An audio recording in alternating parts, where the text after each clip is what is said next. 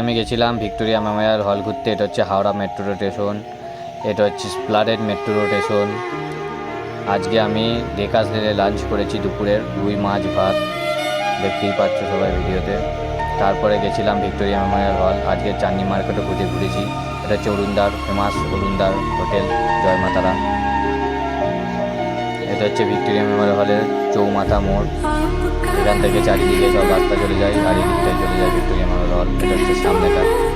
50 টাকা টিকিট এখানে একজনের, সাথে মিউজিয়াম আর বাগানের ইনক্লুডেড থাকে টিকিটের মধ্যেই। টিকিটটা দেখতেই পাচ্ছ 50 টাকা। আর এবারে বাগানটা ঘুরতে পারিনি কারণ সময় কম ছিল, সাথে বাগানের প্রচুর কাদা ছিল, প্রচুর জল জমেছিল, তাই বাগানের ভেতরে ঘুরতে পারিনি। নেক্সট টাইম যখন যাব তখন ভিক্টোরিয়া মেমোরিয়াল হলের দোতলাও ঘুরবো, সাথে বাগানটাও ভালো করে ঘুরবো। বাগানের ভেতরে অনেক মূর্তি, গাছপালা অনেক কিছু আছে, দেখা।